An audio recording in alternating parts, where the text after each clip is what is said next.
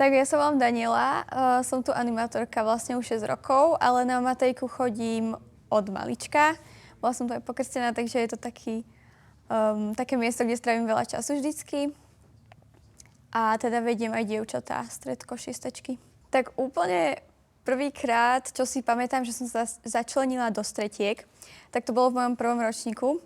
To tu bola ešte sestra Ellen a teda sme boli stredko štvorlistkou. A to bolo asi také prvé, čo si pamätám, také veľmi pekné. Také strašne jednoduché, ale tak našla som si tu kamarátky. Tak asi sú to tie chvíle animátorstva. Keď vidím, že aj v tom orátku napríklad, keď vidím tie deti, ako sa tam hrajú alebo tak, ale potom aj ten pocit, keď spravím ten prvý krok. Keď k niekomu prídem a si poviem, že wow, teraz som bola fakt jak úplne skutočná animátorka.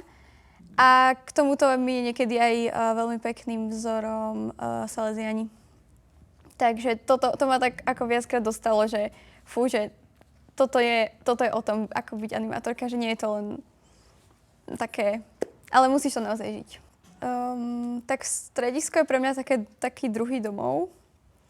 Mám tu naozaj aj takú partiu a určite ma dosť posúva. Či už na nejakých rôznych stretnutiach, diskusiách, v ktorých častokrát odchádzam taká, že aha, toto som si nikdy neuvedomila a chcem to zmeniť.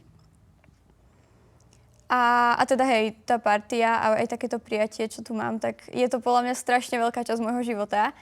A aj zo základky, keď som teraz niekedy stretla kamošky, tak sa pýtali prvé na Matejku, lebo si to pamätali. Že toto vnímam ako taký veľký prínos celkovo. Asi ten domov. No, na Matejke trávim dosť veľa času. Takže chýba mi, keď tu nie som. Takisto ako keď niekedy si uvedomím, že som málo doma, lebo som na Matejke.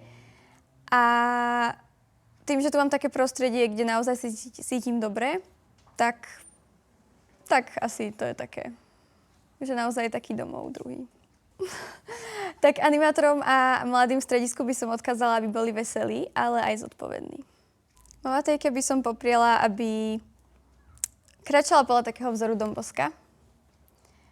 Aj tú radosť, aj tú modlitbu a možno takéto neustále napojenie na Ducha Svätého.